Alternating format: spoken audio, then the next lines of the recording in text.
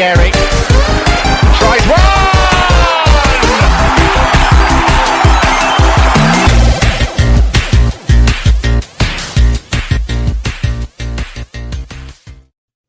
Well, today is a great day to be an Arsenal fan because we have a monumental transfer update to talk to you about, and that is Benjamin Šeško followed Arsenal on Instagram. And that's it. That's all that happened today. Nothing else.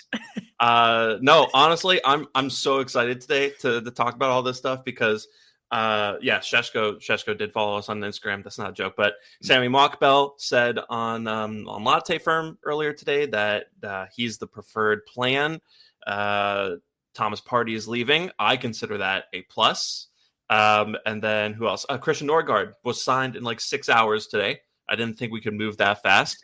And what else? And Miles Lewis-Skelly has signed his contract extension. Here we go, confirmed, according to Fabrizio Romano. So we're going to get into all that, and then we're going to do a keep, sell, loan game, considering our current players. And yeah, I'm looking forward to getting into all that. As always, I'm Sham. You can follow me on Twitter at Shamsdale and on Blue Sky at Shamsdale@BSkySocial. And joining me today, I'm really pleased to announce, is Trip, who you can follow on Twitter at Fulltime Trip with 2 P's. Trip, how you doing, my friend? Hey, listen, we're doing the most Arsenal thing possible. Listen, in an effort to avoid the transfer window entirely and try and be on vacation, I'm going right into a podcast with Sham. We talk about the transfer window. We're going right into it, I guess. But now, listen, we're good, man. We've been good. Trying to enjoy the summer as much as we can. Trying to maintain peace in this very Arsenal-like transfer window so far. But listen, we got some good stuff. We got some good stuff this time around. So I guess we could talk about it. But overall, can't complain too much. Yeah. I was trying to avoid transfer window stuff like today when we set this up, and I was like, let's just do a nice keep, sell, loan. Just talk about the players we currently have. Don't have to worry about. And then transfer window gave us stuff to talk about, which is nice. At the window. Mm-hmm. Yeah, we busted the window down with it as per usual. When you least expect it, they're just gonna throw a full clip of information at you. You're just like, all right, bet we'll just roll with it. All right, yeah. And that's how I feel like the summer is probably going to go, where it's just huge chunks of radio silence, and then in like 1 or 2 days, just like 16 things happen, and it's like, oh, okay, so you guys are actually doing stuff, and we literally. Preseason, and they're just going to be like, oh yeah, that's right, we signed like 3 new players, guys. They're on the plane. Yeah, come on, like, all right, I guess. Yeah, it's honestly, I kind of like it because it keeps. It keeps like the suspense going.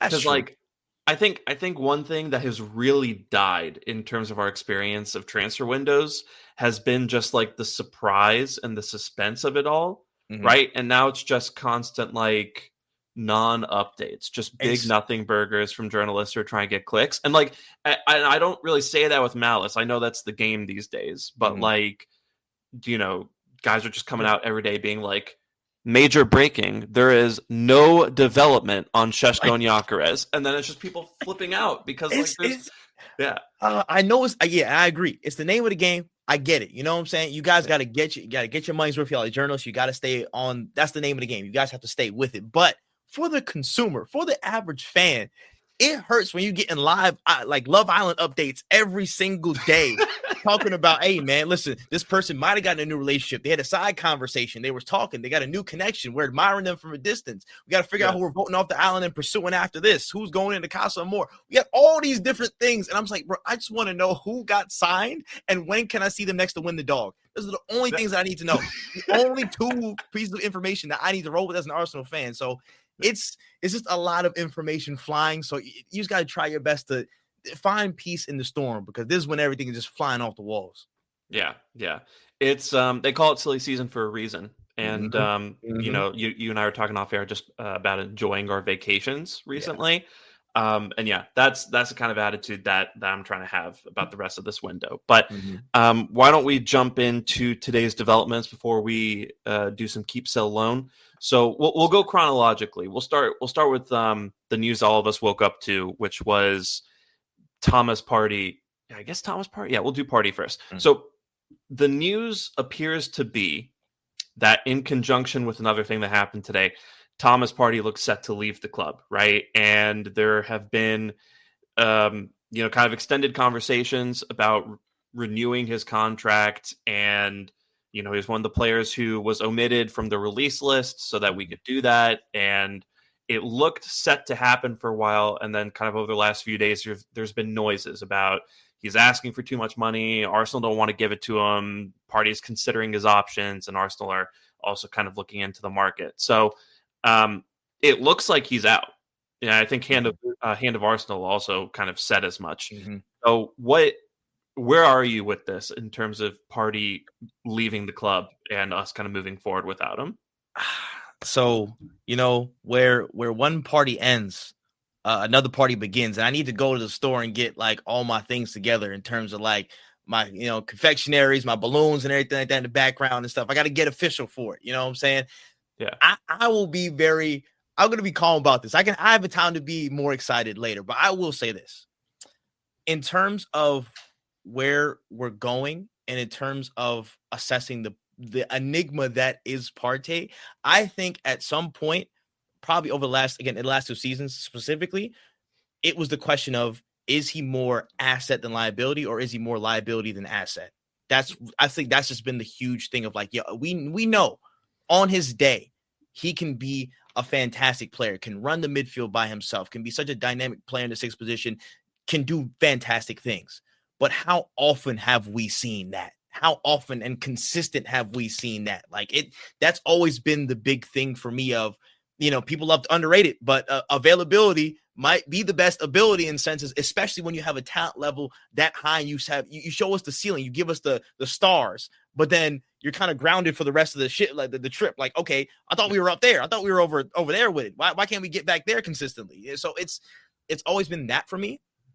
And now, again, I don't know too much of the money side with things, but if we're hearing rumors of him wanting towards 200K and wants like the upward numbers of some like the top players in the club, I don't think that's justifiable given the unavailability that he's had. And I don't care if he's gotten his hamstrings back together for one season in the contract year to put it all together to like make it look like he's ready for action. I don't buy that, because you got to look at the whole tenure of his stay, and he's been more unavailable in important moments for us than available. And looking at the money, I don't think that justifies that. And if you look at, again, where people I feel like have been highlighting there, and I've been saying this for a long time, for a 6 for his position, the defensive liabilities and the defensive lapses that have, again, appeared in his stead and where he's been, I think that's been a glaring issue for us for a good little while in those little pockets. Again, you saw it a bit in the PSG tie in the second leg. You saw it during, I think it was our first game against Chelsea in the league last season when I think it was 2-2 or 1. I think it was 2-2 draw. Neto scored, but it was off of him out, not being in his proper position. I think primarily that was one of the main reasons. Several times on transition, we get cut. I've been seeing comps from 2 seasons ago about Rashford scoring that crazy goal against us at the Emirates, and then he was the first person to get chopped. Like, I just think at this point, it's more liability than asset. And it's been that way for a little while. And we should have been looking to offload him for a good couple of seasons now for those reasons. So I've been happy that this saga is finally coming to a close in the way that I would have hoped, and we're looking towards a better horizon. Yeah, I mean, like the defensive lapses, right, have kind of been a theme with him, right? Super. And before that, kind of, the other theme with him has been the lack of availability, and people really did not take kindly to this idea, but I, myself and like many others kind of said that this season felt like a contract year for Partey. Right? Oh my gosh. I've never seen his hamstring so intact more than this season in my life. I've never seen him do it. 40, 50 meter sprints like his life depended on it. I'm like, oh, you got something to fight for. All right. I see you. Yeah. And you can check my tweets from the whole last season. I was like, yo, you will not trick me. You will not trick me, Thomas Partey. I see what you're doing. Well, go ahead. Yeah. I found a tweet from like October where I was like, I am not giving this man a contract extension because he stayed fit for 2 months. And like so many people, I don't want to say got fooled by it. Like, I don't want to be condescending to people, but like, I just think we need to be better about really interrogating these things and really just kind of seeing a player who has missed countless key games for us over like the first few seasons of his contract suddenly be fit and available and like look in pretty good shape for most of the season. I think it tailed off for a lot towards the end, but like there's a reason for that. And that's because, you know, these players are very conscious of the fact that they're hitting like that final window of their career where they need that last big payout because they know there's probably nothing coming after that. You know, unless you're a top tier player who can get like an MLS deal or Saudi comes looking at you or something like that, right?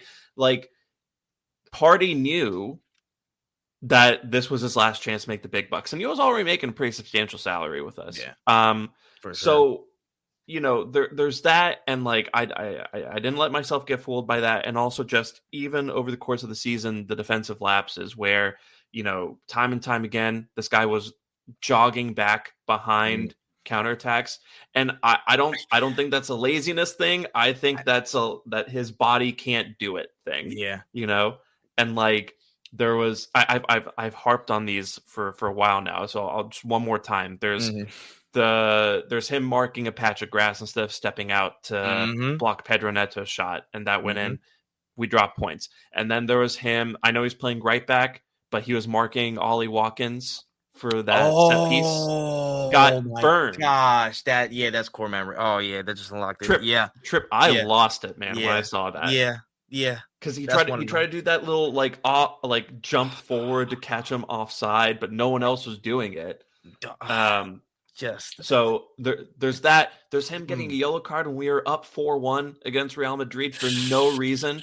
The guy just decided to run over and start a fight with Antonio Rudiger. Like there's no reason for it. We missed him against PSG. For a senior player, that is so brain dead again, and that had not a lot of knock on effect in the tie. I personally think because how we had to reconfigure. But yeah, like that's too many instances. That's too many instances for one of the most important positions in your team to be having lapses. That just can't stand anymore. Again, it's the same liability or asset. If we're talking about those moments more than how many times he actually bossed the midfield in big situations and in big games over the last season, and you can extrapolate that over to the past 5 seasons he's been here. If we're talking about him being missing and him being absent-minded at best and then literally out of the squad and missing entirely at worst, that should tell you all you need to know in terms of that, you know? And it's just...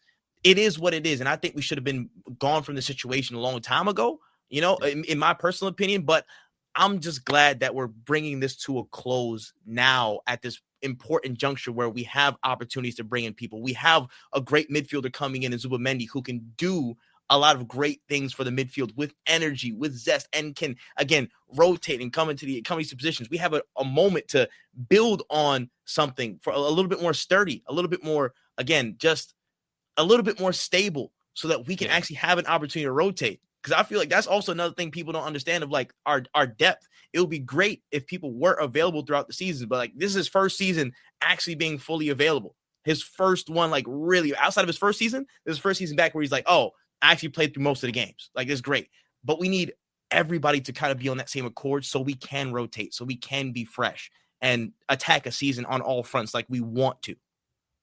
Yeah, for sure. And I'm glad you mentioned Zubimendi, right? Because, you know, as we maybe transition to this next development in the transfer window, I want to start by clearing up something that a lot of people are getting incorrect a little bit, which is, so it looks like we're going to sign Christian Norgaard, right? And a lot of people are viewing Norgaard because of the proximity to this Partey news as the Partey replacement.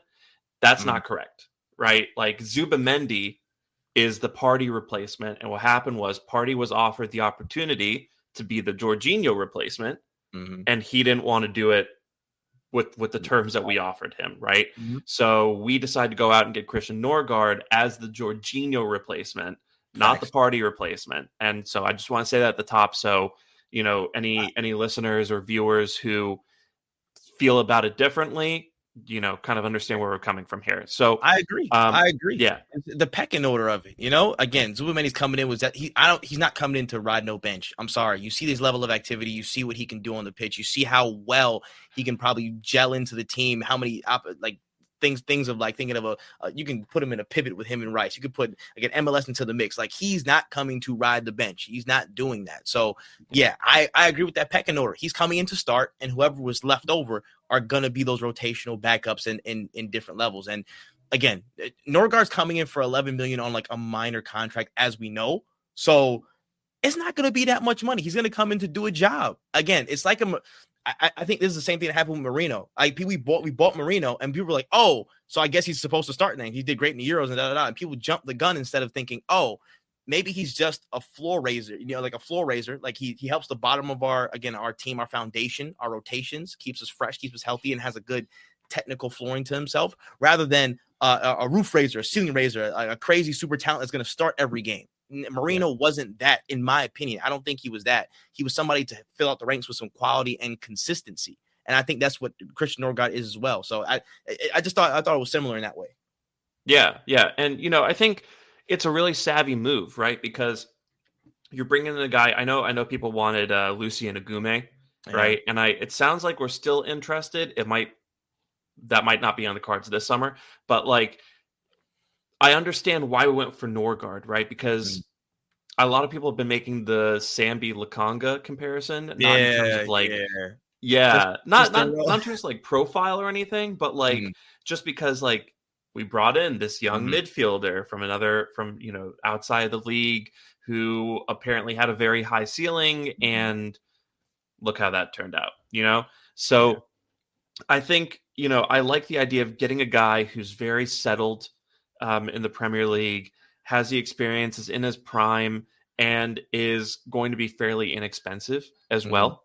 I'm pretty excited about that. It sounds like he's currently on like 85K with Brentford, right? Which is great. Damn near a BOGO. We'll take that. That's wonderful. I can live with that all day just for what he brings as well. 11 million, 85K. It's perfect. Yeah, and like. You're getting a backup goalkeeper in Kepa and a backup defensive midfielder in Norgaard, both players who are very, very experienced. Kepa maybe more so, although I'm pretty sure Norgaard used to play for Real Madrid in his younger days. I gotta check his track history. I completely forget, honestly. Oh man, off the top of my head. But it's just a solid floor raisers, and I just wanted to point this out to people because I feel like, again, context is something that often escapes football fans, and that's something that like doesn't always stick with people. Listen, we had a goalkeeper that was cup tied for most of the season last year, and the only game he played, he was in midfield and almost got chipped from like 30 yards out, and he was next to the ball. We can do better. You know what I'm saying? Like, these are people that we're bringing in are at least a little bit better in the floor that we're building. The foundation gets solidified. So it's like, sometimes people take the signings to extremes and think, oh, because we signed this player, this is supposed to be our star signing. It's still June 25th. There's still time to go. And we're bringing in players that are going to actually bolster the squad in terms of effectiveness on all fronts. That's what people want. And these are the signings that may not be the glitz and the glam, the prettiest, but down the stretch, when we need players and we need people who are going to be durable and ready for a fight on all fronts, these are going to be the kinds of people that step up and be accounted for, like how people slated Marino, and then Marino just got slotted up into the 9 position and he started showing out. That's one of the people that's one of those, again, standout people who aren't going to be the superstars, but they're going to be needed pieces. Yeah. And so I will correction for myself. He didn't play for Real Madrid. I got that idea from the fact they wore a Real Madrid jersey. You wore it in training, right? You wore it in training. Yeah. You're right. I remember that picture. Yeah. He played for Hamburg and Fiorentina before Brentford signed him. But I think that's exactly right with like the idea here where you're bringing in these experienced players who don't let the level drop too much when you have to play them. And the thing is, this is the name of the game very quickly now is becoming depth, right? Where you have just year-round football, you're playing 50, 60 games a season, and we're seeing that players just cannot be asked to play every single minute, right? Gabriel and Saliba and Saka and Havertz and Odegaard, like all those guys are picking up injuries, and we need to be able to find those moments where we can kind of take them out of the firing line a little bit. and rest them up. So Marino is one guy, especially at the 8 position, who I think can do that very well. Norgaard, I think, also will be excellent at doing that. Kepa, I think if we have to play him in, League Cup games and FA Cup games and like the occasional Premier League game, right? He won't be cup tied. So we're our trajectory is already better than Neto, man. We're shooting above the bar, baby. Let's go. Dude, as soon as I heard that Neto is cup tied, I was like, what's the point? What are you doing? we had him on work experience for a whole season, man. we just showing him around, man. It was the whole like package deal. We was giving vacation days. Like it's crazy. Oh my gosh. My favorite joke from that whole thing was because this happened like a few days after we let Vieira go to Porto, and there was a picture of Neto like laughing with Martinelli in training, and they're like, "Oh, like they just signed a friend for Martinelli." Listen, they're signing emotional support players now. I thought win wasn't enough. Win isn't enough anymore. We need to get signings around these people so we just like the vibes is high. Listen, Arteta knows what he's doing. He knows what he's doing. Yeah. But yeah, I wouldn't say like I'm massively excited about Norgaard, but I think it's a savvy move, right? Very defensively capable, underrated passer. Very good at winning the ball in the final third. Actually, he's better than Partey in a lot of different categories as well. So, maybe these guys know what they're doing. So yeah, I'm pretty thrilled about that. And another thing that I am thrilled about is. So Sammy Mockbell was on Latte Firm earlier today, and FK asked him straight up, out of Šeško and Gyökeres, who do you think it's going to be? And I think Mockbell hedged his answer slightly, but he was like, if everything goes according to plan, we're going to get Šeško. And then he went on to say, but that's according to plan. And, as of now, there isn't like a favorite in terms of how things are going to work out. Okay. But if everything goes according to plan, it's Šeško. So, I'll ask you a question that you've probably been asked like 18,000 times at this point, which is, which one of those guys do you personally prefer? And, if you're not into Šeško that much, would it be a disaster if we signed him? I will start with the latter question. I'll start with number 2. And again, I absolutely have been asked this question 8 million times by everybody under the sun. All kinds of people have been saying, we've been doing this since like April. The window didn't even start yet. And they was already running these questions like, yo, we're going to get X, Y, but we're over there. You know what I'm saying? Like Watkins was kind of in the mix, but not so much. But this question has been run down to the ground already. And the window's only just started. But whether it would be a disaster signing one player over the other, or if we don't get Šeško, which seems to be our primary, and we get Gyökeres. Let me tell you this right now. We went into Champions League games with Mikel Merino and Leandro Trossard as our 9 options. Let me say that one more time. We went into Champions League games, knockout rounds, with Mikel Merino, who that was his first professional stint at 9. Yeah. And Leandro Trossard, who plays on the wing typically and might have a debuff if Anne Hathaway is not within 1,000 yards of his playing area. No offense to them, but they're not like crazy 9s. We have we've stared down the barrel of absolutely destitute attacking situations, especially in the striker position, ever since Aubameyang left truly. And I thought we had a ray of hope, but unfortunately, Gabriel Jesus injuries have screwed us. That's just kind of how it is. Yeah. You're telling me we have somebody. Forget it's the Portuguese league. The man scored 50, 60 something goals in a season. Absolutely bossing it. Gave our center back partnership some problems when we saw him. You're telling me a guy like that is available, is literally turning people down left and right, apparently. Man United and people's calling is like, yo, are you Arsenal? No? Okay, cool. Goodbye. Hanging up the phone, begging to come our way. An absolute monster like that's begging to come our way. And on the other side, you got a person that we've been scouting for a long time, talking to for a long time, seems to be poised as an absolute monster talent. We've seen the absolute potential that he has. It might take a little bit to unlock it, but we know the raw talent that guy has. If you're telling me we can get either of these options, one side, pick one. The other side, Marino, Trossard, looking at what we got currently. This is a tough choice. Will I be mad if I get? No, I will not be mad at all. Listen, I will win either way. my motto for this entire window has really been, again, one, keep the peace. Obviously, I'm not going to look too much into it. You know what I'm saying? I'm going to try my best to stay and avoid it. But two, it was specifically for Arsenal, their transfer board. Do something. The worst thing you can ever do in this window, especially, is do nothing. There is zero room for doing nothing. And I mean doing the right business in the positions that we need it in terms of doing something. They know what they have to do. Again, Timber's been talking about it. Rice has been talking about it for half a season. Arteta says something about it at the end of the season, a little speech. He's like, listen, we got to go on the beach and do what we need to do. We all know what we have to do, so do something. If we sign either one of those two, the market improvement we're going to make in an attacking sense will be dramatic. Like it's going to be apparent off the rip. If we sign either of these guys, as they're just competent clinical finishers, that's all I need at the base end of the day. So if we get Gyökeres, I get my free PR points. I'll be spamming this every week, and I'm good. I promise you, I'll be content. I'm gonna have that down pat. If we get Sesko, I'm gonna be good because I know what he provides and carries. It's just the fact of filling that role with quality, and these guys are well above the bar that we have now. So in terms of those two choices, there's no room to be picky, in my opinion, if you're an Arsenal fan. Because look at what we got at home. People, like parents be saying, oh, they drive past McDonald's and like, oh yeah, we got food at home. The food ain't even that good at home. So let's be honest. Let's be honest on that. Okay, that part's done. Other question. The preference between these two switches every day.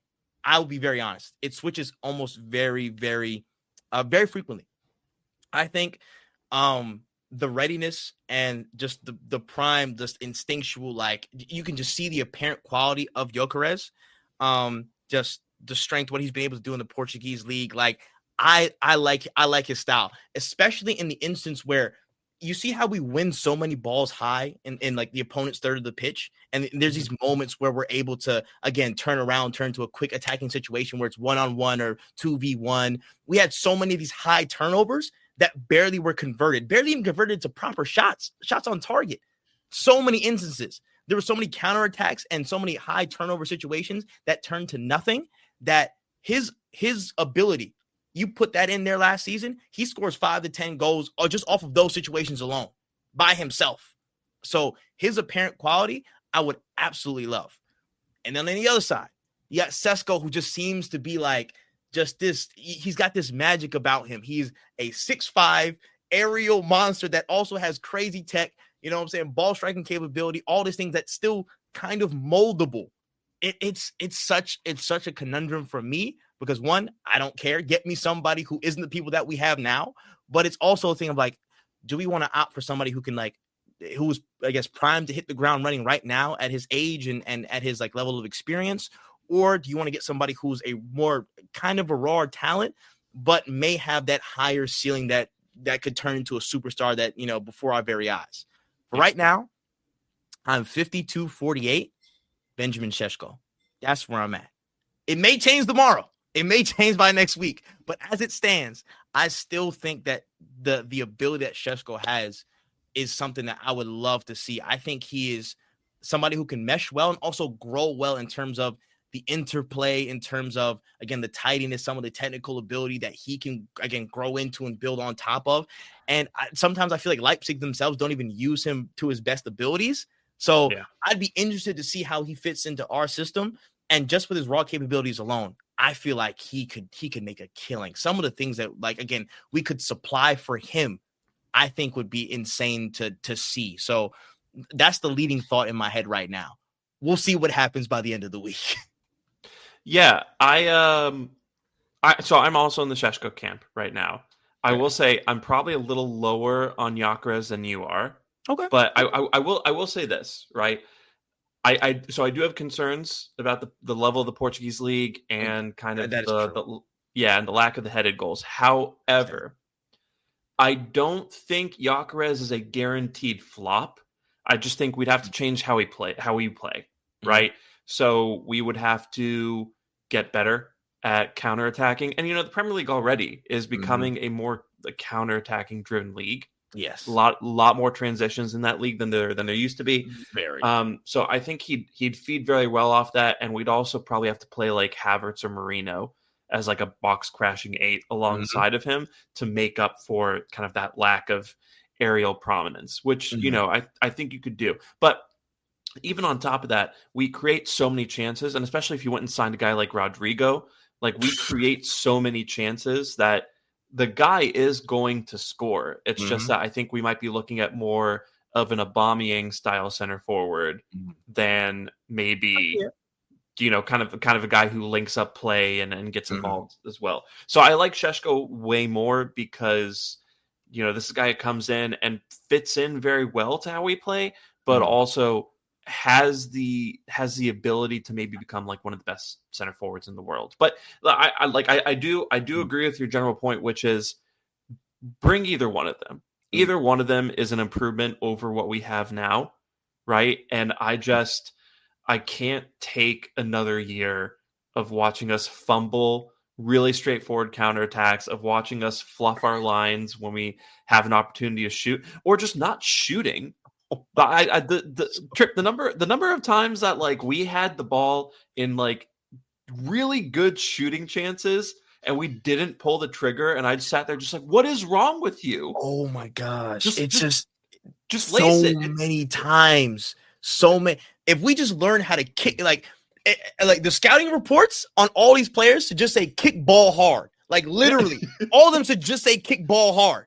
Because nobody on the team, bar Saka when he gets like a little thing, and Declan Rice, people are like consistently like, all right, if I'm in a spot, I'll kick ball hard. I'll see what's going on. And I'll give Trossard some slack too. So Trossard sometimes do it. But like the level of like indecision and just fear to strike the ball from long range. And then again, I don't want to call anybody outside of the team out like this, but like you see people like Marmoush, and sometimes when they see space a little bit, they're gonna be like, oh, I'm banging it. I'm gone. And you're seeing so many dynamic, like long range shooters, and people are going to take the risk. I want endeavor. I want ball striking endeavor. Like that's just that would solve so many problems. Cause I feel like, again, for how we play anyways, there's almost an expectation that, we're trying to walk the ball into the goal. So people just back up. They'll leave spaces in the middle. They're kind of like, they might press in the mid block, but when we got them backed up in chances, like they don't care about the middle of the pitch. They're like, okay, let that run. Chase ought to go around for a little bit. Let it go to the wings. We'll deal with them there. We'll double up there and we'll see what happens. But if you put that fear factor of somebody really ready to just bang it from long range and just ready to go at a moment's notice, that creates indecision. That creates the moment of, dang, should I actually step out? And that may give you the opportunity to actually walk the ball into the goal. That may give you the opening, but we're not giving anybody the questions to ask. We're not giving anybody extra question to be like, oh, are they going to shoot from long range? Are they going to kind of, play tiki-taka? What's going on here? The people kind of know the mechanisms. It's hard for people to track positionally because we rotate so much, but the attacking mechanism itself, people are very familiar with Arsenal at this point. And it's up to us to create that level of dynamism and fear factor again through indecision. What are we going to do? We have to be unpredictable again on this front. We have to get dynamism back into that attack. So any one of them could do, but 52-48 Sesko for now. Yeah, for sure. Just shoot the ball, guys. Really, it's not. It's okay. Like, it's not going to hurt you. You know what I'm saying? It's not going to bite back. I promise. I can put money down on this. If you kick the ball hard, good things will happen. I promise. Yeah. So, and Šeško and Gyökeres both do that. So we'll see what happens there. I think because of kind of the necessity to bring in someone before the preseason starts, I think that's going to happen the next couple weeks. Yeah, and we'll go for there. Fingers 100%. Crossed. But one last thing before we get into the keep sell loan. So Miles Lewis-Skelly, here we go, confirmed, signed his contract extension. So just how important is this that we've locked down Lewis-Skelly for the foreseeable future? First and foremost, Real Madrid, eat your hearts out. Y'all trying to tap people up. Yeah, listen, that's not gonna fly on this side. You know what I'm saying? We saw what the Bernabeu was like. We saw all that, man. We're good off of that. The remontada still is not on, unfortunately. It's off like hell, boy. I tell you that. Power's off. The breaker boxes are all locked off and everything. You can't get no power towards that thing. It's dead. It's done. But I'm so happy. I'm so happy that this guy is locked down. And I think he's, again, a Haaland boy, Arsenal through and through. And the way him and Ethan Waneri burst onto the scene this past season is still registering in my head fully. Like, these guys are 17 and 18 playing like grown ass men, like they've been here for several seasons. And Miles is specifically, especially with like that on the level of like physicality, can he handle the challenge? Can he handle the mental side of it, and also the physical side of like so many games in the Prem, physical sides who are not gonna treat you lightly just because you're a kid in this Champions League against like prestigious sides who are comfortable with the competition. When a talent like this comes around, you got to do everything you can to lock him down. And I thank the good heavens above he came from Hell End and he loves this club so much. Like it is more than a godsend that this guy is here and he's locked in for a long term. He's got the mentality. He's got the physical capability already at 18 years old, built like a Dragon Ball character at 18, just muscling people off like nobody's business at 18. More, like serious guys too, like Morgan Rogers and like Aurelian Tchouameni. No slouches. Like, people who are regarded as some of the strongest people and like can carry the ball, shrug them off. He's moving like they feathers in the wind. No matter. Yeah. Again, that the ball carrying ability that we've seen him again just progress with throughout several important games, like the no fear mentality that he has from his own position.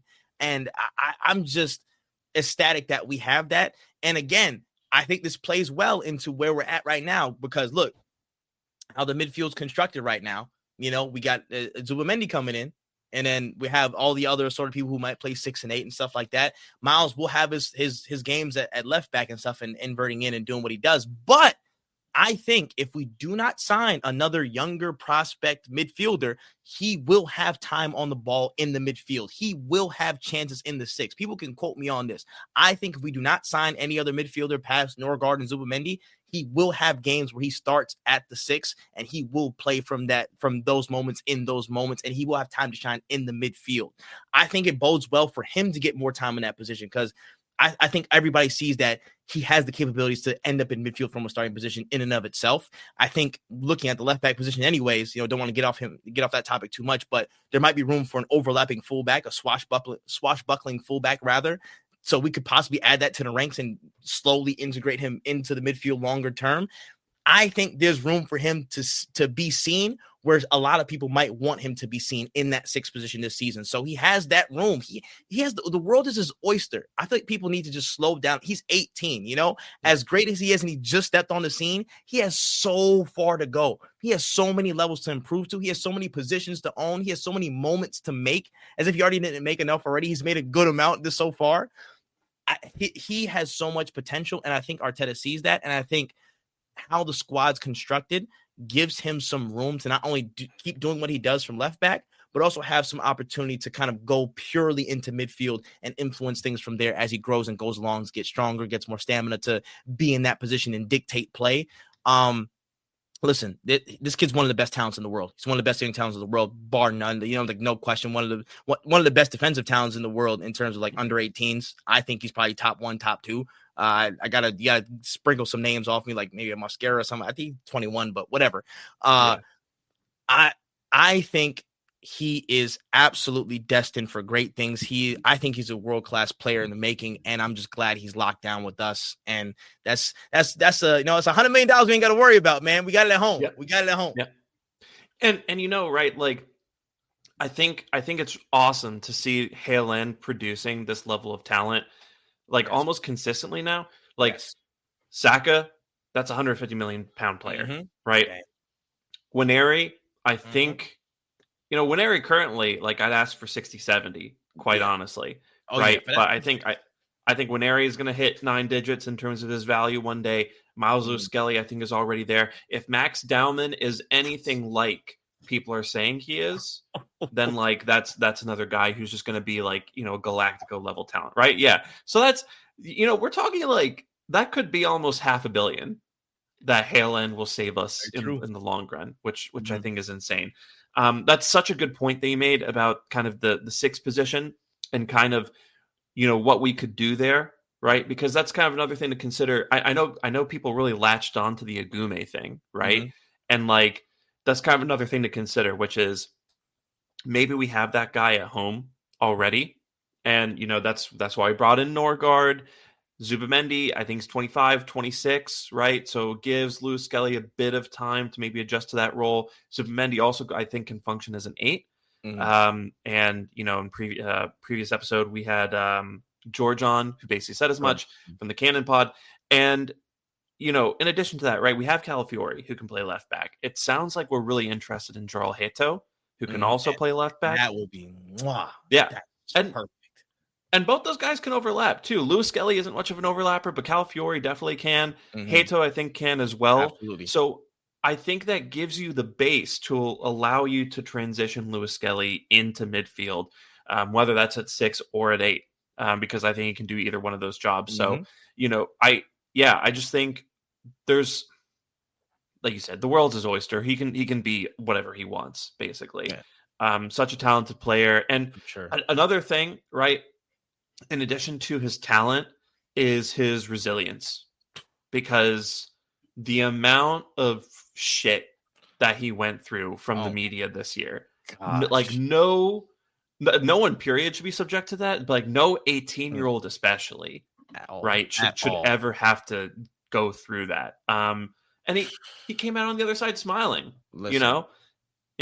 Crazy. Again, this kid was at the Bernabeu just smiling, wrapping around, FaceTiming his family and stuff like that, and there's no worries in the face of all this other crap. He's just, again, head up, chin held high and stuff like that. He's not fazed by any of this. His mentality and approach just on game, on life, let alone the game, is just so strong. It's so assured in himself, so confident that none of this other external noise and BS and all that stuff is like that is going to ever faze him. So all the claims that, he was being a thug because of the BS red cards and stuff like that. Kudos, you pushed him. That wasn't a red.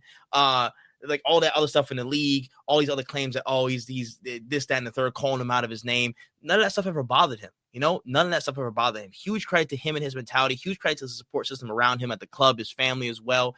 It's so good to see all that stuff being thrown at him, and it just bounced. It just move, get out the way. I'm here for a reason. You know what I'm saying? I'm here because I'm talented. I put the work in. And I know I got a lot of levels to go here. So none of this stuff's going to stop me now. And so it's just been great to see him step onto the scene and say, I'm going to be here for a while, whether y'all like it or not, Yeah. Absolutely special player, really special mentality. Sure. I mean, there's been whispers that people around the club say that he'd go on to be a club captain, and I would love after this season. Yeah, I would love that all day. And again, and then he showed this from early too. That's one part of the mentality in the game. He don't back down for nobody. He was bucking Holland first appearance.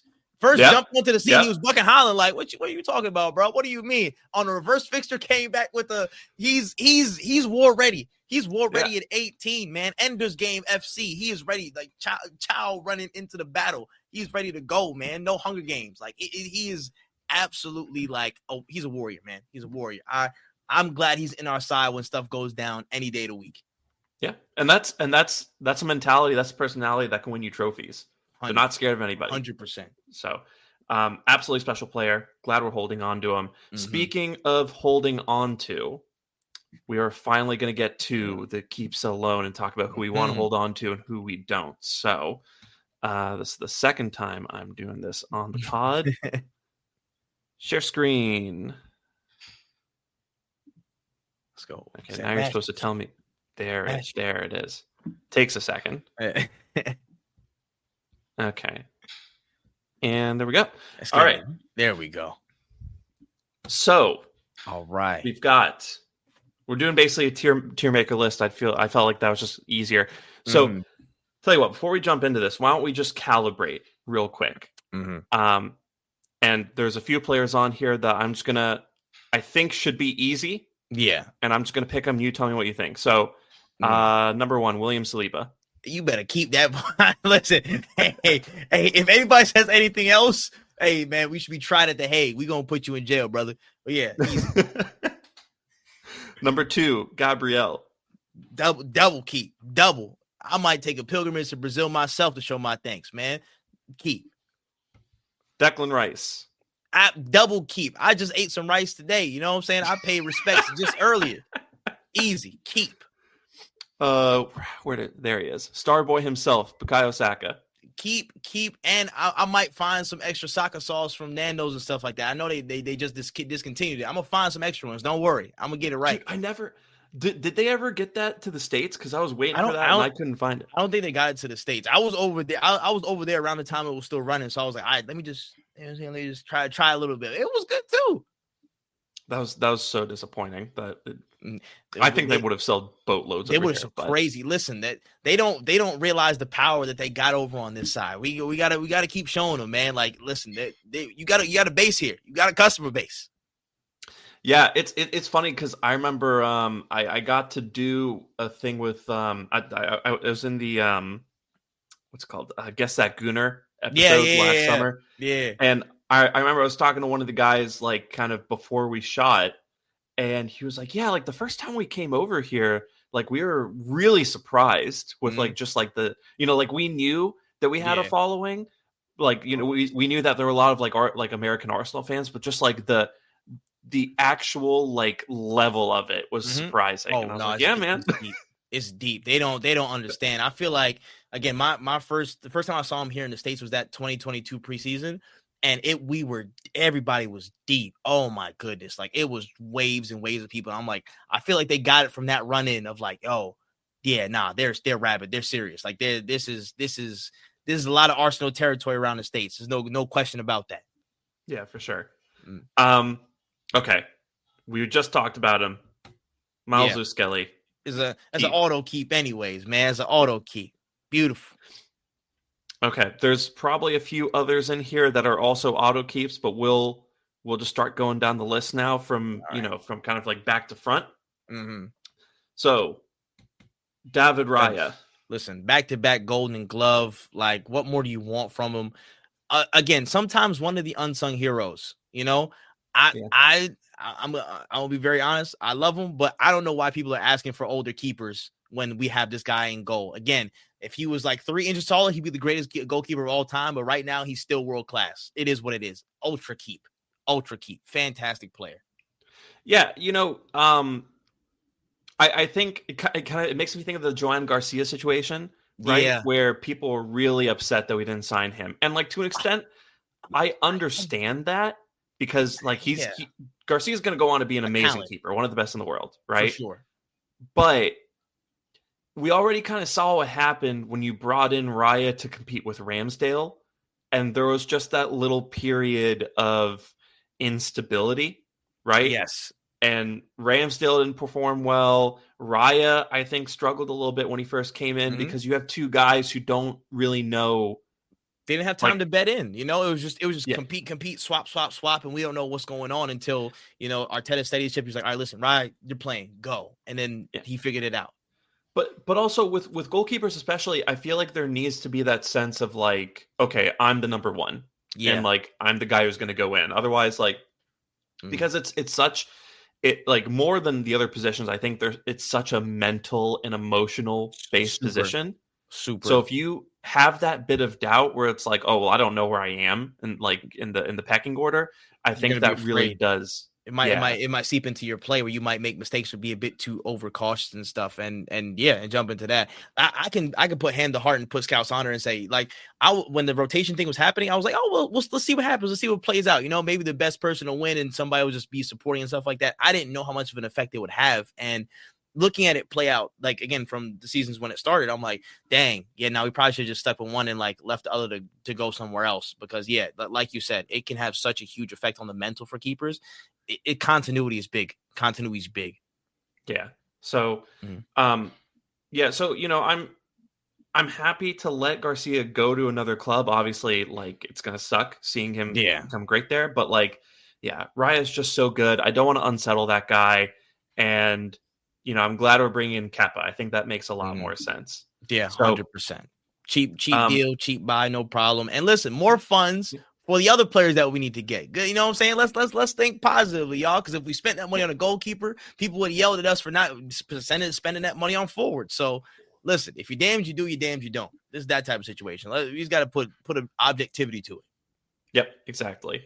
So the other goalkeeper that we have here is Carl Hein, who I think he spent the season on loan at Real Valladolid, if I have that correctly. Yeah, I think so. Yeah.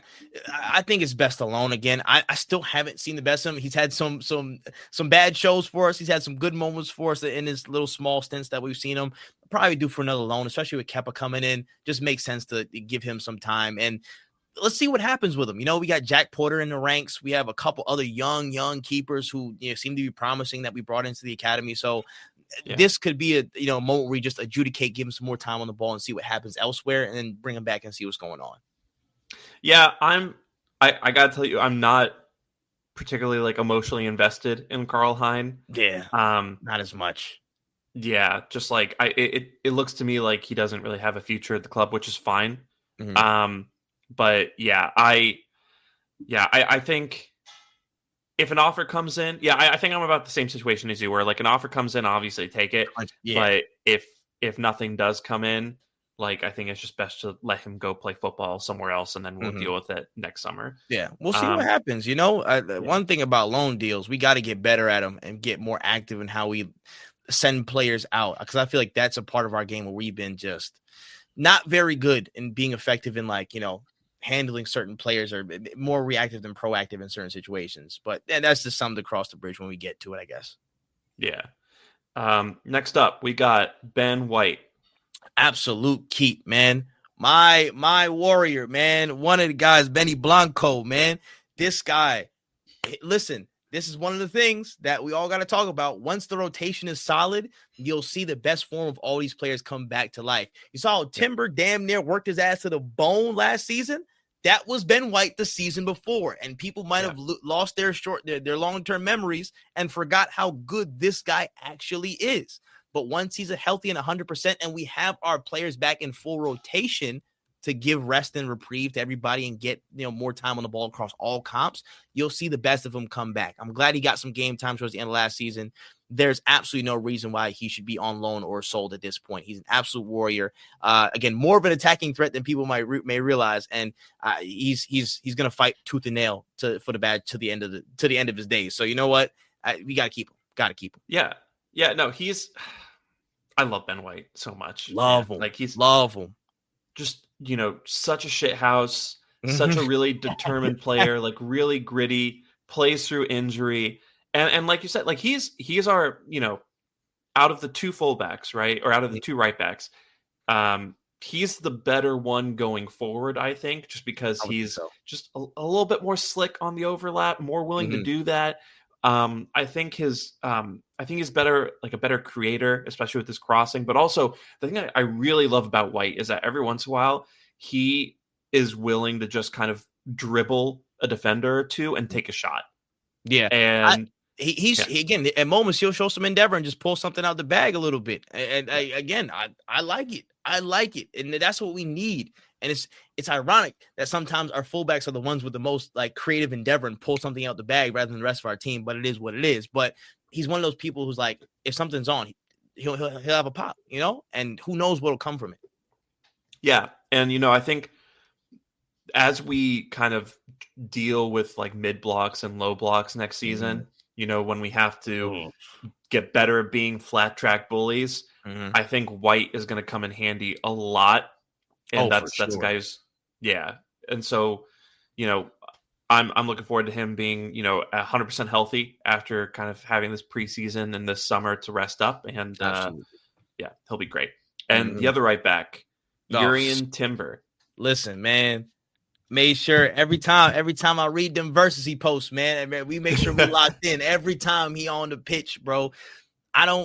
Absolute keep first and foremost. And I don't think people understand how dangerous he would have been had he not torn his ACL in his debut season. I don't think people understand how he would have rocked people had he been here for that season.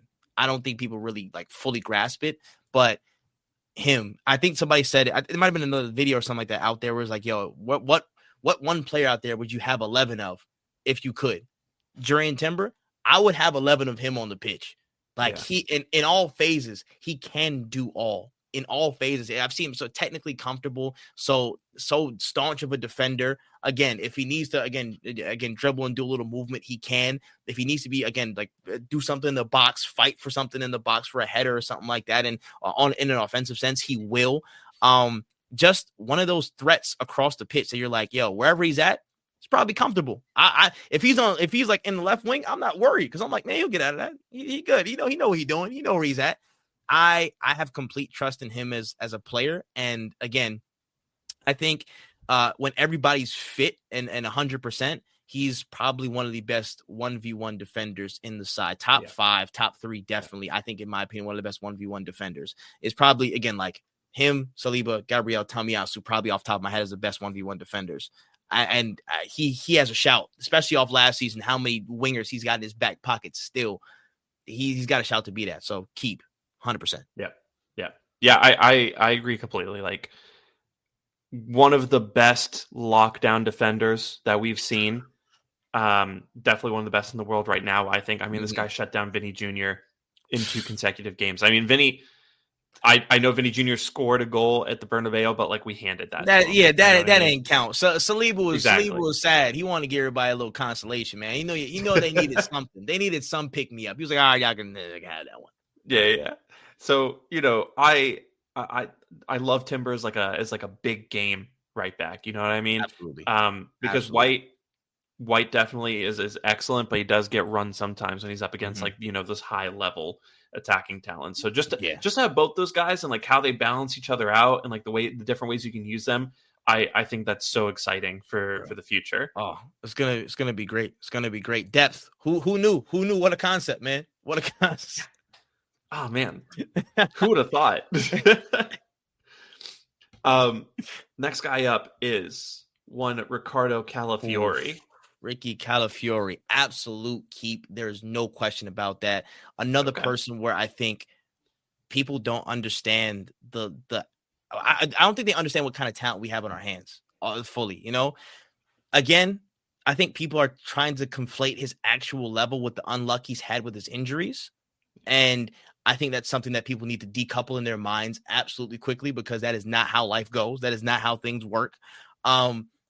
You've seen how dynamic he can be on the pitch. He is absolute X factor. It makes no sense how the positions he finds himself in, but he's like, man, let me just carry the ball like 60 yards, get in there, put a fast ass cross in and see what happens, and he'll just do it off the willpower, off of the pure strength of him being Calafiori. He'll find himself in some crazy positions. And when we're in a system that is so that causes so much, let's say, compactness from opposition, a breaker like that who's going to be from an unlikely position and create some run that's going to draw defenders, is going to draw people and create some confusion and chaos. You need those kinds of players. You need those kinds of players that create X factor from unlikely spots. They rotate and they find a little position here or there. They find themselves in the box at a random time, and they keep the opposition on their heels. He's one of those players. And I feel like because we've lacked the firepower in our offensive sense, we haven't seen how impactful he can be fully. Like when everybody else is firing and then he's coming in on top of that from the top rope, just tagged in, that you'll see I think it's going to be a whole new level of appreciation for him. But even in last season, the moments he had against Wolves, the banger against City, literally off the rip, off the press, that banger against City. Again, a couple other moments as well. I think, again, the injuries, some of the 1v1 defending just need to calm himself down a bit. He's young. So again, he's 20. He's younger than Saka, 21. So giving him time to bed in, we got a serious talent on our hands. I think people need to be a little bit calmer in that fact that he's going to grow into a monster, and he already has X factor that's beneficial for the team. Yeah. He's a joker in the pack, right? 100. And absolutely. I understand that he's had injury problems, and this season was not a good one in terms of his ability to stay on the pitch. Mm-hmm. But you mentioned the goal against City, and then there was his goal at Wolves that kind of saved the points after that dumbass Lewis Skelly red card that wasn't a red card. So there's that goal at PSV that I thought was an amazing finish. Yes, I completely forgot about that one too. Yes. Yeah, it just popped up out of nowhere. I think it was the seventh goal that we scored. And so this guy has the ability, like you said, he has the ability to change games, which is ridiculous from a defender, right? So I do have like a bit of concern. And if next season is the same situation where he plays like 16 games because, he comes out to the field and then slips and tears a couple ligaments, I will, my concerns will be serious at that point. But right now, I'm still willing to kind of give him a chance because that kind of game breaking talent, if you can harness that properly, that's a game changer. That's stuff that can get you titles and create those moments that make the difference. So big fan of Calafiori, and also willing to keep him. But for sure, another guy we have in that position is Jakub Kivior, who Kiwi. This is tough. This is the tougher one. That's probably the toughest one we had so far. This is the tougher one. Listen, this guy's absolutely proven himself to be a solid addition. His mentality, his just approach when he stepped in for Gabriel, he was like, listen, I may not be him, but I'm going to do what I can. I'm going to do what I do. And he stepped in very well in so many important and crucial ties. We thought, again, many people thought it was going to kind of be like a Rob Holding situation where he might have dropped the levels of the squad down significantly, but he didn't. I think he stepped up, he stuck in, and was a absolutely quality part of our defense for the remainder of the season when he stepped in for Gabriel. I think out of the back line, he probably had some of the most dynamic passing, in my opinion. I think his passing range in general is really, really great, especially for long range passing. I look to see from our defenders, switching the ball, trying to get isolation, ISO situations, 1v1 to our wingers quickly. That's something I would love to see more from our team. And he was one of the people that helped initiate more of that from a defensive aspect, from a defensive position. So love him for that. Whether he wants to stay or go is so tough. Oh my gosh. This is one of those 52-48 situations. I'm saying keep. For now, keep. I think what he did this season can't be discounted. I really don't think it can. And given Gabriel we don't know what shape he's going to be in for the season. That we don't know what, again, we're seeing I'm seeing, Jarrell Kwanzaa go for 40 million, 35 plus add-ons. So if we don't get 50 or something like that for him in the field, I don't want to hear it. I don't want to talk about it. I want no notion of him going unless he goes for good money, 50 mil at least. So there's that. And two, just the way he imposed himself over this back half of the season last season, I don't think it's far-fetched to say he deserves another run in the squad to, prove himself, to continue to solidify and be a piece of the squad. He proved himself to be reliable. We look for reliable. We look for floor raisers. We look for people who are going to stand up and be counted for.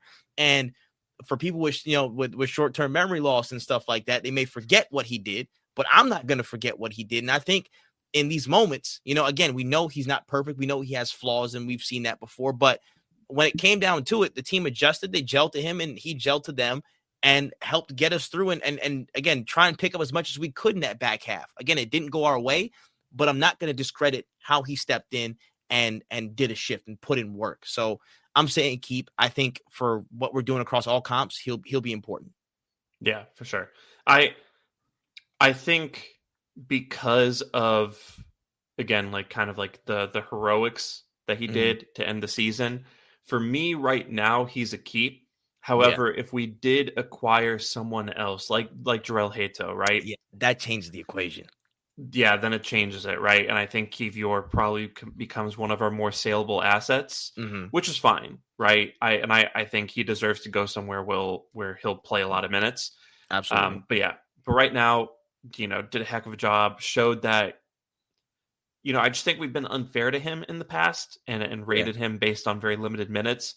That I think Kivior showed this season that if he just gets a run, then he's an extremely capable defender. So hats off to him, and keep him in the squad.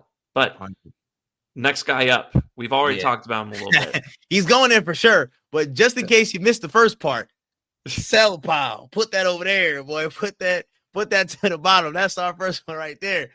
We already know, just quick cliff notes. You know what I'm saying? Just unreliability on the pitch. Unreliability in terms of availability, and I'm good. It's time to move on. It's time to move up. It's high time we did it. Yeah. Nothing more to add to that. Yeah, just get him out. Mm-hmm. So here's a guy who I think is very difficult to talk about right now, and that's because we haven't seen him in a while, which is Takahiro Tomiyasu. Years. So, tore his ACL again, or actually, I'm not 100% sure that he tore his ACL, but he needed surgery, and it sounds like he's not going to be back until the end of the calendar year next season. Jeez. But I still remember his first couple seasons with us. He was excellent. Another lockdown defender, could play across the front, the back four comfortably. Really just seemed like a good guy to have in the squad as well. But yeah, it's just been terrible for him injury wise last few seasons. So yeah, I mean, what would you do with Tomiyasu? It hurts so much. It hurts so much because I love Tomiyasu so much, man. Again, when he came in and he locked up Salah, I forget what game it was specifically, but he put a performance in against Salah, was putting his heart out. Again, one of the best 1v1 defenders in the club, when everybody's healthy and fit.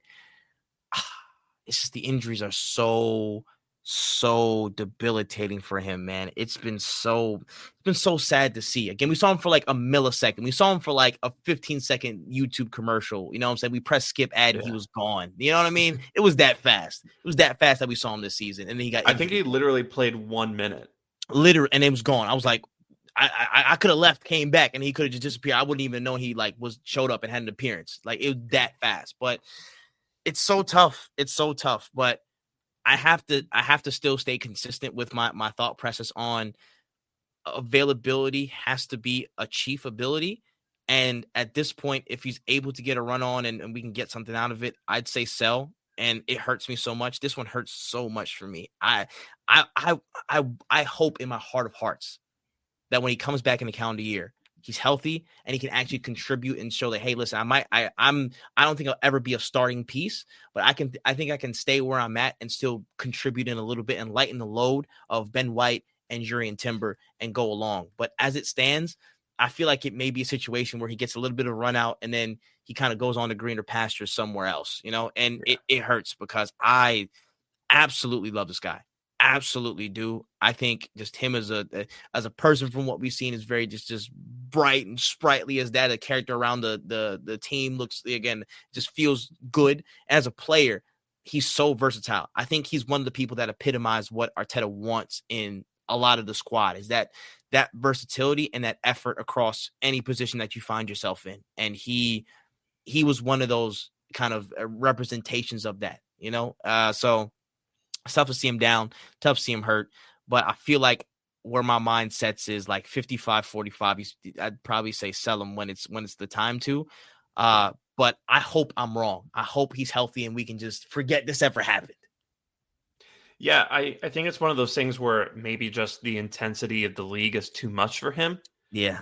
And, maybe that's something that can be alleviated by him being more of a role player, but yeah, it's just one of those things where, like, it's been pretty consistent for a few seasons now that he's not that his body isn't reliable. I don't want to say that he's not reliable, but his body isn't. So yeah, I think that's a guy who, if you get an offer, you got to take it. And that's honestly, realistically, I could see his contract just running out and he moves on.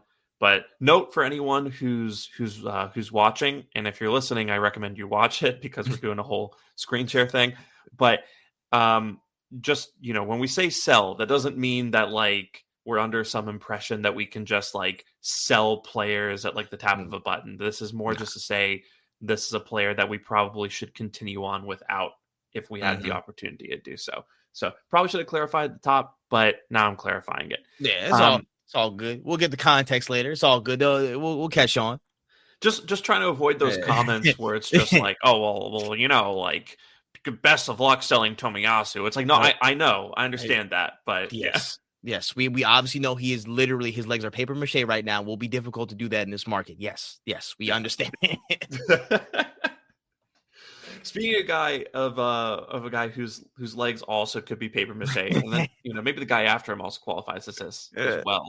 but Alexander Zinchenko. Mm. And I will note, right, this is a guy who's been linked to Fulham over the last few days.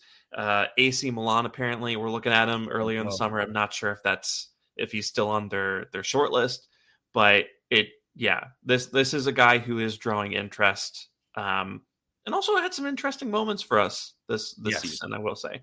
Yeah, first and foremost, I'm gonna say sell. Let me just get that out the way first. I'm gonna say sell, but I will give credit. You got to give credit where credit is due. When him and the person that we're probably going to talk about next stepped onto the scene for us, they absolutely radicalized our technical level. They brought us up to a level where we couldn't be contended with at times. We were unplayable on our day, and a lot of that was down to them, their ingenuity, a lot of his ingenuity, a lot of his technical ability, and just the endeavor, the smarts to do what he does. And I think he was the first person that really ushered in that, the inverted role for us and stabilized it and showed like, hey, this is what we can do with this kind of, again, tweak to our system. We can do this with this kind of outlay of player and position and role and responsibility. So I will forever be grateful to Zinchenko for that and how he was able to kind of introduce that idea.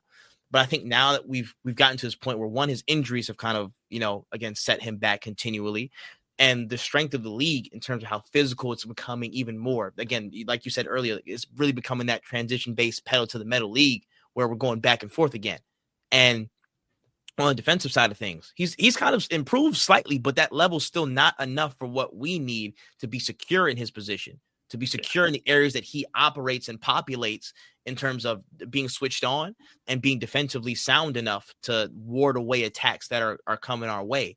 And I mean, you saw it's kind of the succession plan. MLS is doing parts of what he's doing, bar again more like crazy technical, like passing and nous. But generally, MLS is doing what Zinchenko has been doing, but to a much higher level and standard in terms of physicality mixed in with the technical ability. So overall, we've kind of got that succession plan in place. We've got Calafiori as well, who can, again, take a bit of that job carrying the ball, again, some incisive passing and being involved in, again, the attack from his areas. We have those succession plans in place now, and I just don't think he's, we probably don't have enough room to keep him around in that sense, especially if we're looking at like a Durrell Hato. This is time to go to greener pastures, dog, man. You know what I'm saying? Salute to him. We appreciate your service. You know what I'm saying? Just a one time, like, thank you, bro. But you got to roll. Yeah, I think people are really down on Zinchenko, and I'll pull him up too. Gabriel Jesus, right? Mm-hmm. People are really down on these two, and I've heard people call their signings failures. I disagree with that, right? Because both these guys, I think, came in and did what they were supposed to do, which is kind of raise the level of the team, right? Mm-hmm. When we signed them, we had just finished in 5th, and our goal for the 22-23 season was to make the Champions League. That's it. That's all we wanted to do, just make top 4. And we brought these guys in, and they made us title contenders. Zinchenko tucking in from left back and kind of making that double pivot with Partey, allowing Granit Xhaka to kind of move forward and function as an 8 that played higher up the pitch. Mm-hmm. Really increased our technical level. And then Gabriel Jesus playing as that fluid, almost like a wing forward hybrid, right? Where he's drifting out wide and he was carrying in with the ball, and he was going on these mazy runs, and he was giving defenders things to think about. Both these guys were excellent, and it's just Zinchenko, we evolved past him. He also had some injury issues, but like I don't think like crazy bad. Yeah. But we evolved past Zinchenko, and I just think that kind of thing is very hard to foresee. And then with Gabriel Jesus, even harder to foresee is a player just having the injury luck that he's had, right? And we had the luck of having to contend with the first ever Winter World Cup in the middle of that season. Jesus went, had the knee injury, came back, wasn't really quite the same, and has just, it's snowballed from there. So, both those guys, I'm really grateful for what they've been able to do. But, for Zinchenko and maybe for Jesus, maybe it's time to move on. So where are you with Jesus in that regard? Yeah, I think I'm in the same boat as you in terms of Sell when it's time for him to be fit and like he can get his legs going under him and stuff and going. I think this this if I had my way with the world, it probably would be his last season with the Arsenal, and then once he's fit in this next summer window, it'd probably go. But yeah, it's literally that. Like just like you said, Zinchenko, we evolved past him. We kind of didn't. Again, he surplus the requirements at this point because we have the players that can do what he does, but have the physical aspects and the defensive aspects to kind of make up for his high level of supreme technical ability. We have better players to balance that out. For Jesus, he was the person that was literally unlocking everything for us. And I again, people like to call him BCM Punk and all stuff like that and do all the hee ha ha jokes, how he can't, scoring goals or whatever. But if you look at him as a player, how much he did for us is insane. It's immense.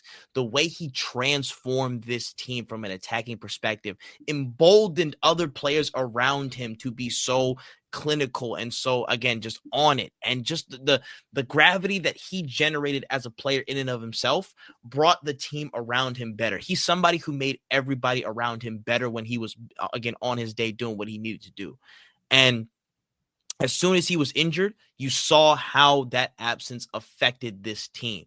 There's a certain level of control and chaos in a side that you need to be really effective. And I think you can always pinpoint that in the best sides in the world. You'll have people that can control the game, control the tempo, keep everything still. But when it's time to have chaos and just be an effective, just black hole of just attention, people need to go to you or else something bad will happen to them. Like the Salahs, the Salahs, all those peoples of the world, the Messis, they have to draw towards you or else something bad will happen to them. I think Jesus, in a way, was that in terms of whenever he got on the ball, whenever he created momentum, started to, again, go on a mazy run, dribble, do the things he needed to do, he would draw people around him. He was just that chaos bringer that it made it so easy for somebody like a Martinelli to jump in and contribute and get goals because there's 3 people on Jesus. He can just jump in and do what he does, 1v1 or whatever, or free on the left-hand side. Made it easier for folks like Saka, made it easier for folks like Odegaard in the ozone when so much space is over there. He was such a facilitator that people don't understand the impact that he had until he was gone. And he started to recapture that when he came back as well. And then he went down with the ACL against Palace. And it's just what could have been, it turned into a what could have been situation. And I hate that I'm in this spot again where another star forward is just down on his laurels. Another star player, again, hit us with Eduardo. We hit this with this guy. We hit it with, there's so much pain. There's so much pain with forwards, bro. Why can't my pain end? Why'd you have to bring up Eduardo? I'm sorry, dog. But dog, and I feel like people don't understand the string of bad luck we've had with forwards over time. But like and forwards and star players who just get injured. They have so much momentum, and then the one injury just knocks them off their kilter. It's happened to us so much, and it's just it just breaks my heart because I know he really wanted to bring something back to this club, and I hope in this last season that's coming up, he can play a little part in us bringing something big home before he goes off and gets a send off. So I'd say sell, but yeah, let's hope he has a good last ride. Yeah, no, I mean, I completely agree with all that. And Eduardo, man, what? I'm sorry. That was core memory. That was the PTSD in the back. I know the Arsenal PTSD is strong. I know. Could have been one of the best in the world, and then just got taken away from him. But hurts every time. I'm gonna try to shove that back down. And we'll move on to Martin Odegaard. Odegaard, hey man, we making it real comfortable for him. I'll tell you this right now. We're making it real comfortable for this guy next season. I'll be real. Yeah. We got Zubimendi coming in to take responsibilities off of him in the build-up and everything like that. We brought in another guard. We brought in Norgaard. We brought another guy for you to get comfortable with. We're getting all the fixes ready for him. I'm saying keep, and I think this may be the return of high-form Odegaard. This may be the return of a Scandinavian god, Thor, Odin's son in the building. It might be. And again, with the injuries, with the stuff that he was dealing with again over the last season, we did not see the best of him. We saw some of the worst of him. Obviously, I get it. It was not a good season. Fairs. But something that I was asking for a long time in terms of him as a focal point for the team in terms of he is involved in every phase doing so much. Again, the build up, he's dropping deep to come receive the ball, open up new angles and pass and progresses forward. In the middle of the pitch, he's also, again, he's fighting for the ball in duels. He's also progressing the ball, running with it if he can, you know what I'm saying, trying to make things happen going forward. Up top, he's either, again, in the pockets, trying to find a little pass and going out. And then from a defensive perspective, he's leading the press. And he's doing so many things that I think that at this point, with the physical levels and him running so much, it's ran him down and it's kind of blunted his sharpness in terms of where we want to see him, in terms of the goals, in terms of the contribution in the final third, the depth passing that we know he can provide, little touches and dribbling that we know he has in his locker, but just hasn't shown last season. I think the fact that Zubamendi's coming in for one to relieve him of some of those build-up responsibilities and get him higher up the pitch where he can, again, just lead the press, focus on the attack. Don't worry too much about this back half. We got that covered. Give him more focus up there. And again, hopefully, fingers crossed. I'm not saying I'm looking at the transfer window, but fingers crossed we get more runners in the building just to get Odegaard, you know what I'm saying, some of those attacking signings that really will embolden him to just be brave with his passing range, be bold with his passing range. None of the flick little floaters when they're all in set positions in front of the opposition box. Nah, again, swashbuckling through balls and all that stuff with the runners that he'll hopefully have around him. And I think we're going to see the best of Odegaard again. You know what I'm saying? I think for people that are slandering his name, sleeping on him, all the, you know what I'm saying, super crazy, like people going off the walls about the Odegaardism and stuff like that. You know what I'm saying? People going off the cliff with all that other stuff. Yeah. I'm just saying, just watch the space, because if he's firing, a lot of people going to put soap in their mouth to clean out all the bad words they were saying about him, you know? I'm just going to be honest. I think he might be due for some, you know what I'm saying, a little remontada himself. Yeah, no, I mean, with Odegaard, right, I completely agree with that point that you had about just like we gave him too much to do, right? And I think we overburdened him, and it started to show in his game, and we made him do all this stuff like on a high ankle sprain, basically. Yeah. And, you know, it's just, I'm looking forward to next season where, you know, like you said, like we're making the job easier for him. In addition to people behind him that we're bringing in, we're also going to bring in a couple forwards in front of him who are hopefully going to make those runs for him to, you know, try to create chances more with. So yeah, we'll see. But yeah, I think Odegaard has really become supremely underrated. And that is going to change next season, I think. Up to him to prove it, man. He'll have the platform. Yeah. It's up to him to make or break. That's all. Absolutely. Next up is Mikel Merino. Hey, man. Mikel Phenomenal. My guy. My number 9. Hey, ultra keep. Love this guy. And I love the fact that he proved so many people wrong and had to make them eat humble pie. Some in our own fan base. This is an absolute case study in being patient with your words and not jumping the gun on players you're not sure of. This is a 100% case study because, again, when he came in, everybody's like, oh, man, we're supposed to buy this crazy midfielder or something like that. Who is this guy? You know what I'm saying? I thought we were going to get XYZ, such and such a crazy, you know what I'm saying, midfielder who might have made mazy runs and blah, blah, blah. Yes, he came in, got his shoulder injured. You know what I'm saying? That's tough. That's just unlucky. But the job he's done to really bet himself and be a solid cog in the squad it's very, very good. It's so effective. And again, he's one of those people that epitomizes what Mikel wants in terms of the versatility of the squad, the grit, and being able to be adaptable in a lot of situations. The whole 9 situation, I can go into it. I could sing overtures for days about it, but you guys know the story. He does what he does, and his technical level, he's probably one of the best, like pure technical strikers of the ball, like at the club. I'll be real, because again, the first leg of the Champions League, that his goal, the third, I was like, you got that in your locker room. I'm like, damn, okay, pure. But throughout the season, in the midfield and stuff like that, in small spaces, again, very tidy of a player. He'll get stuck in. He'll do jobs that he needs to. Aerially, he's a threat. Absolutely. So I think with the injuries and stuff, and it was harder for him to adjust fully, but I think over time, he proved himself to be a very consistent piece of the squad that can contribute, that can step up. I think in a similar ilk to Kivior, that, again, when called upon, he can do his job. And we're going to need people that can do their jobs when we're in 4 competitions and we want to win something next season. So, don't don't overwrite or don't write off, the contributions of players that may not be marquee superstar signings, because they may just save your ass in the end. And in a lot of instances, Mikel Merino was saving our ass game after game in a lot of different spots last season. Even though we didn't get what we wanted, he still showed up and proved. So I absolute keep. 100%. And, speaking of players who have been written off to some extent, I think Kai Havertz also qualifies kind of for that description. Ding. Yes, sir. Absolutely. Mega keep. Mega keep. And this is going to this will divide Arsenal fans to the end of time. I'll be real.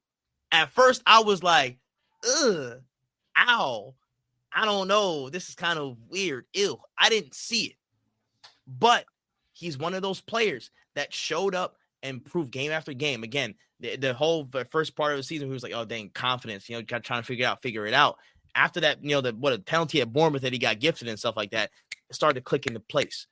I think he is so undervalued by so many people, and they don't see what he brings like fully. He's one of those people that is just so smart and insistent in so many different areas of the pitch. Again, I feel like it's been so long that I can't fully articulate it like that, but literally from an attacking sense, the spaces that he finds himself in and the things that he creates is very underrated. I think people don't understand fully how much he can influence play and be effective to create openings for people with his movement. I think he's very, very smart about how he approaches that as well. And people don't see the full depth of that and how it may play into us getting through, getting chances, getting goals and scoring in a lot of different positions. That's one thing. Two, the fact that he's become probably like an equivalent, if not sometimes a more, I guess, insistent pressing leader than Odegaard at times is very underrated. Odegaard run like mad. He run like crazy. He's Scandinavian. He's in, he gonna do it for just despite himself. Havertz is in there right with him. He's running until he's gone, until his hamstrings is string cheese. Havertz absolutely will put in the effort in. Again, he'll get stuck in. People was wondering, he's frail. He's going to get in duels. He's bodying people left, right, and center. He's making things happen in terms of, again, the grit and the defensive side of the game and winning the balls high. He was a lot of that reason for it in terms of him being a consistent presence in our defensive structure and getting people off the kilter so we can win the ball back. It's that. It's so many little moments of quality. Obviously, he's not a clinical, consistent striker. I wish he was, because everybody would just shut up. And that would be a wonderful time. People would just shut up about him. But like you said, to your point, to what I said before as well, show up and prove. That whole back half of the season, you know what I'm saying, when he was scoring in the run-in, like he was going bang, bang, bang, back and forth last season.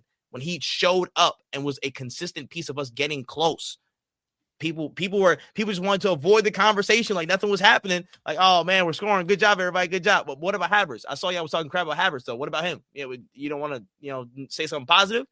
People don't want to, and again, it's about, I think for a lot of people, it's about being right rather than being supportive of what is good for the team fully. No, 100%. Yeah. And it's like, bro, you got to give Havertz his just due. And when he's fit and when he's healthy, and watch Arsenal do something. But I'm going to say this presumptively. If we don't do this, I'm going to come back to haunt you. When we get a clinical striker, and he is that box crashing 8 or a shadow striker to come in and do what he does on cleanup and stuff, you're going to understand how crazy he actually can get.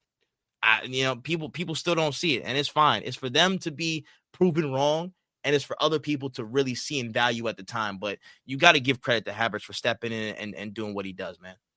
I honestly, I'll go one step further. I think if you didn't see how much we missed Havertz the second half of the season, then I don't know what to say, because I saw today some this one guy on my timeline posted he went back and quote tweeted the announcement of Havertz's signing, and he was like, this is the day that the Arsenal project died, worst signing in Arsenal history.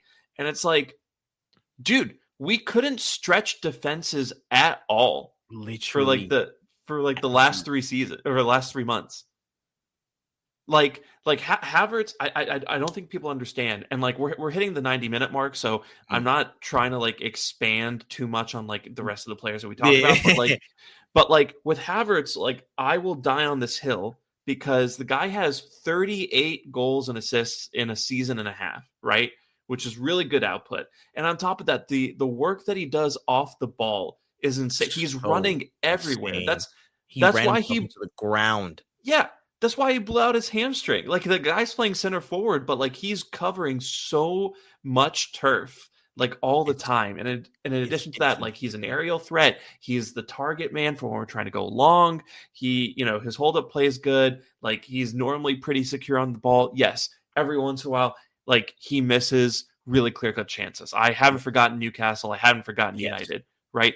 That is a wart that he has. And yes, he's not like, how do I put this? I feel like he has a little bit of oozle about him sometimes, where just like people don't like his body language. Yeah, or like people, because he's lanky, he might look like he's sulking and stuff like that or whatever. They'll automatically attribute that to like something negative, and it's like, listen, bro might be tired because he just ran like 40 kilometers straight in like his 80 minutes, bro.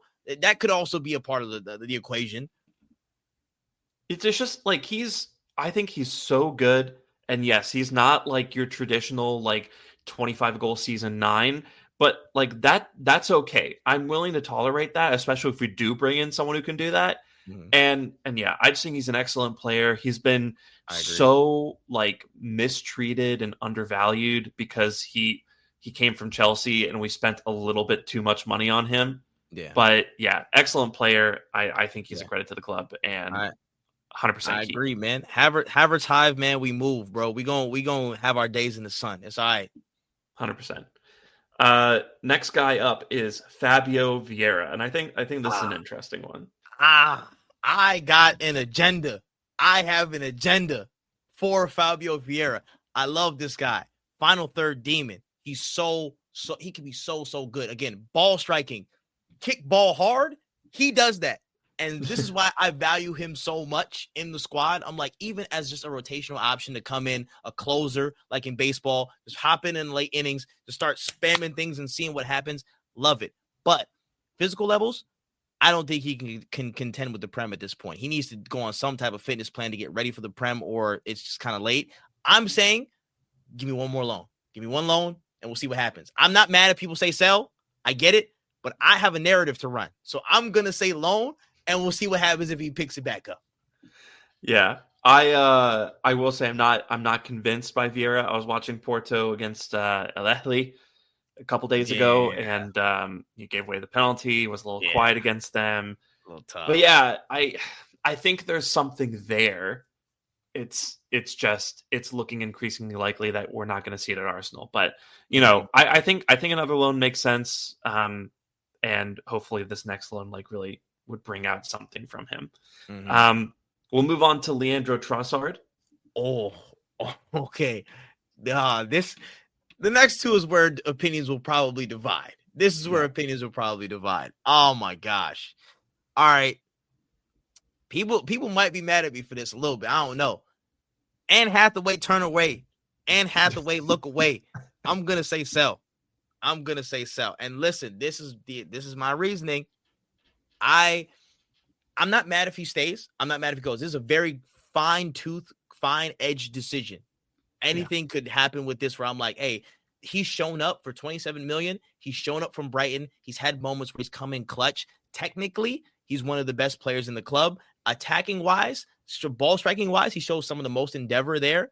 There are some moments where physically I don't think he can contend, and where we have a lot of people who are good in situations where it's kind of like, oh, settled play or whatever, and like he can win his 1v1 sometimes. I just think the physical level for where the Prem is going, for where like top competition is, it's hard to see consistency out of him. He's an impact player. He's a really, really good impact player, but when he has the reins to start and influence the ball, it's a lot less so in terms of his effectiveness. And on the money he might be looking to get, and on, where he's at in his, career, what he might be looking for, if there's a chance to offload and look elsewhere for stuff, I'm not mad at that. I'm not mad. If in an ideal world, I keep everybody and add more depth to what we already have because I'm like, damn it, we might need some firepower. But I know in the situation, trying to be realistic, I'm like, listen, Leandro, you've done an absolute service for us, but it may be time to start to move elsewhere and integrate some more refreshed attacking options, and that may start with Trossard. So the thing with Trossard for me is that his fate is very much tied to Martinelli's, right? Absolutely. And yes. With Trossard, let's not pretend that he hasn't been great, right? Especially for the value. But yes, like you said, he's in his 30s now. He hasn't ever really been like a particularly athletic player to begin with. Physical, he's not like physically robust or anything. Yeah. And just it's one of those things where you want to be wary of it. And also, I think one of Arsenal's biggest issues has been they don't have enough dynamic attackers, right? Yes. And very clearly this summer we're looking at a choice. If we're going to bring in a Rodrigo and we're going to bring in like another forward, I do think we want 3 forwards. If we're going to do that, someone has to go. And I would rather keep the more dynamic player, even if their game's stalled a little bit.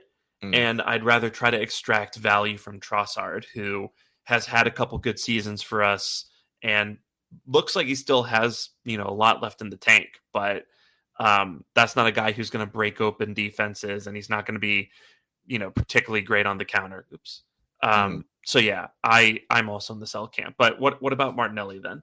Yeah, and Martinelli's the other side of the coin where Trossard has all the technical prowess and the endeavor in the attacking third, the deftness to break players and find a way through.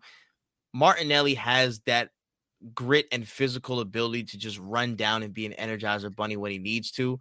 If you could literally do a fusion dance with these two players, life would be complete. And we'd have no problems. We'd have no problems here. But unfortunately, life is not so.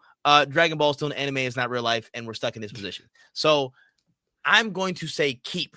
I'm saying keep. And this is the thing. I love Martinelli. I absolutely do. But you cannot deny there is no dynamic. There is no pairing him with the right fullback. There is none of that can excuse his lack of development as a player. I love this boy to bits. He broke in the same time as Saka, and we thought it was a similar trajectory where they were going to keep growing, keep learning, keep expanding their play to be dynamic players. Saka's done that. Saka's doing that, and he still continues to. Martinelli has stalled out. Like you said, he stalled out. And there is something in my mind that has always drawn to the point or possibility of him playing again more in the central spaces. Again, I think we saw some of his best work in central spaces, albeit that was Gabriel Jesus kind of being that feeder and kind of giving him the license to run back and forth and rotate between those two and be kind of fluid and find himself in that fox in the box position. Ideal world, I see Gabriel Martinelli as somewhat of a Diogo Jota type with more physical ability, where he's able to be a fox in the box, pick his spots, and just be that effective cog that can find himself at the right place at the right time with the physical capability to run on the ball. Again, if there's a counterattack that springs, he has enough in his locker to run onto that, be a piece that helps finish the move off, and be there for those moments. Again, his work rate, undeniable. Works his socks off all the time. Again, the pace can absolutely run with a lot of people. It has a lot of legs to go in terms of that. It's the decision-making, it's the technical ability, it's the dynamism that has just stalled and disappointed me so much. And I know he can find a level there, but I think him being depth from a center forward perspective and giving more room to maybe wingers. Again, he can be a winger as a backup, but I don't think that's a starting position. I think giving him some license to run as a center forward in some regard or respect, I think that might be beneficial for him long term. But if not, we still hold value to potentially sell him down the line if that's it. But I want to give it one more shot. I still have belief he can provide something good with this team. Yeah, and especially as a rotation piece, for an elite talent like maybe a Rodrigo, maybe a Nico Williams, maybe a Rafael Leao. Right. Mm-hmm. Like, I think Martinelli is a guy who can definitely come on later in games and still affect really positive change. Yes. But yeah, I think he stalled a little bit. And maybe that's something that we can fix. Maybe it's not, and we'll have to have a different conversation next season.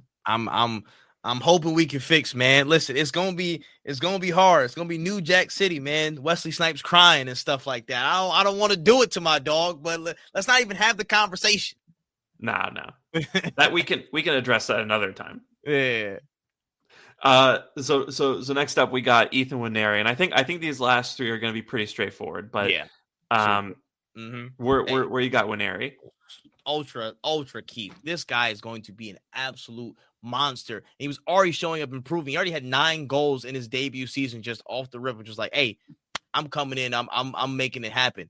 Again, him and MLS are kind of the twins of destruction, walking in and doing a damn thing. The only thing is just now building the stamina and building the strength from midfield to contend at that level and to have the engine to keep going. Again, people were so mad. Why didn't we see Ethan Nwaneri at the end of the season? Why didn't we see him at the second half of the season? Blah, blah, blah.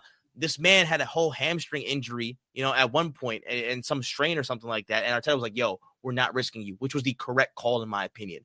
Yeah. A talent of this level, a talent of this nature, you have to nurture that.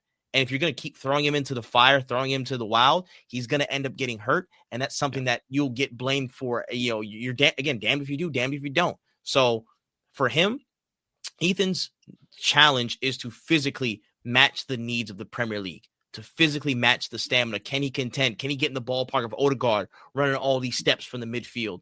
Can he keep that dynamism up while still tracking down, being a very effective player in the build-up, in the press, being a defensive piece that's stout and can win duels?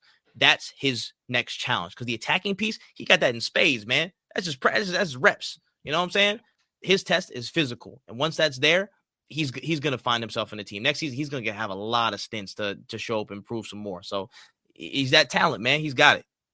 Yeah, and I think people need to remember with Nwaneri, kind of in comparison to Lewis Skelly's, players grow differently. Different bodies mature at different rates. So I think he had a great season, Nwaneri. Obviously, it wasn't the kind of the breakout season that Lewis Skelly had, but only Michael Owen and Wayne Rooney have done better in terms of end product at that age than Nwaneri has. So, yeah, I think the future is so bright for him, and I'm looking forward to seeing what he can do. Future might not be as bright for these last two guys. Yeah. So, yeah. My dog. First, we got Reece Nelson.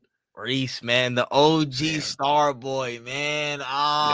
It's sell, but it's going to hurt a little bit to see him go. Again, produced one of my favorite moments of the past 5 years. Again, the winner against Bournemouth. That was when Hope was super inspired and stuff. And again, he's always had the technical ability. It was just the physical side of things to contend with injuries and to keep up with that stuff.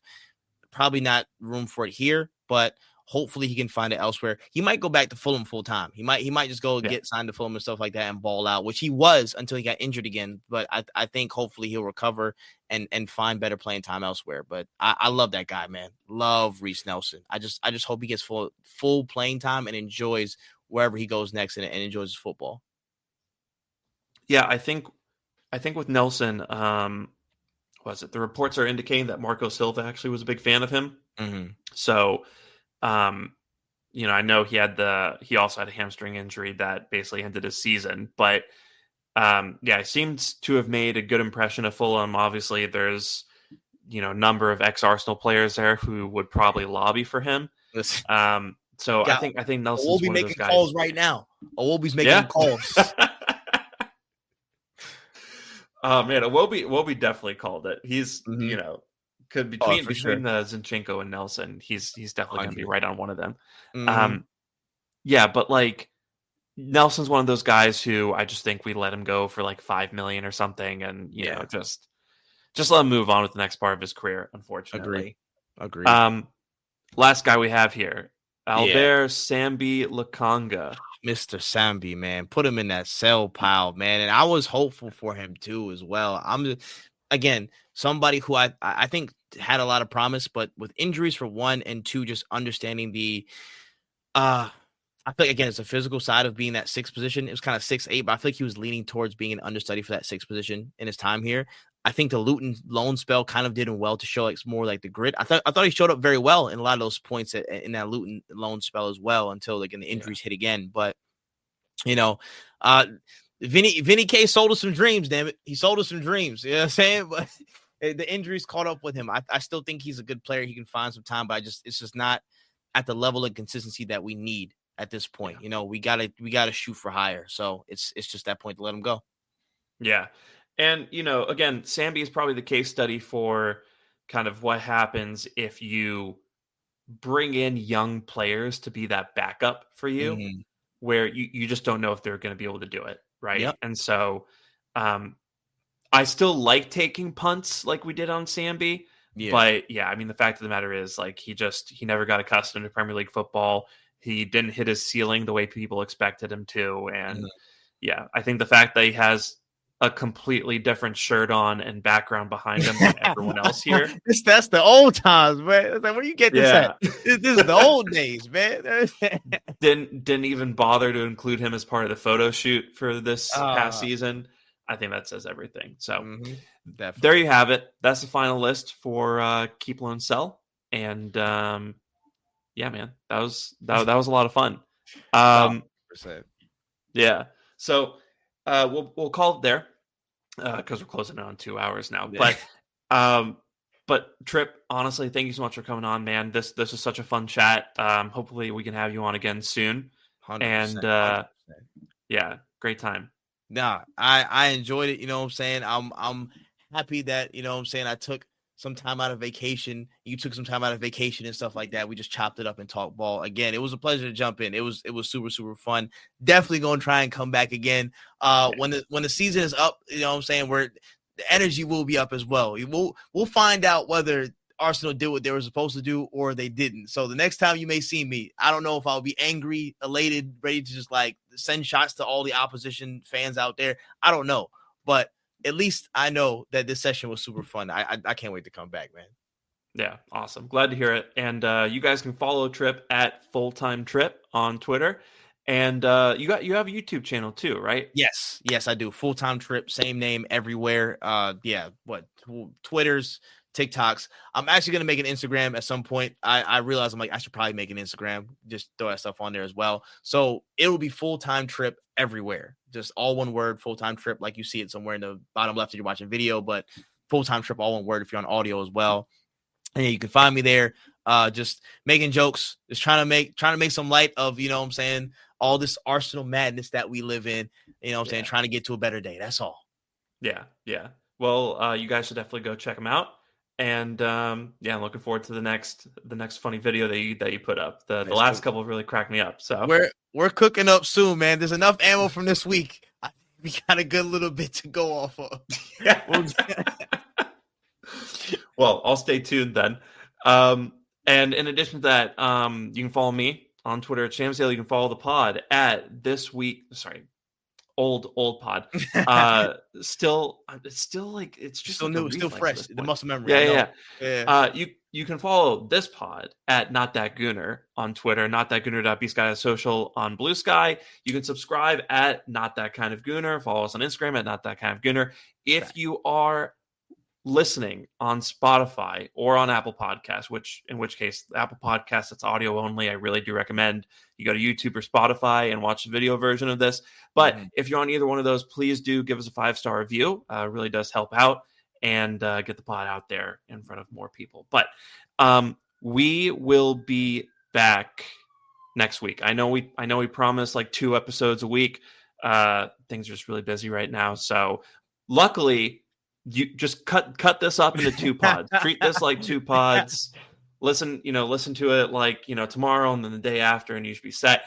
We'll be back probably Monday night, and hopefully more things have happened at that point. Hopefully, Drew and John will be available to come back on. We'll do all that. So, keep your minds out of the gunner. Actually, no, that was a good pun. We might keep that. Keep your minds out of the gunner. Hey, wait a minute. Hold on, you on the bars. Wait a minute. He's on to something. I'm gonna remember that. Hold that. Okay. So keep your minds out of the gunner. And we'll be back next week to talk to you. But until then, take care and bye. Bye.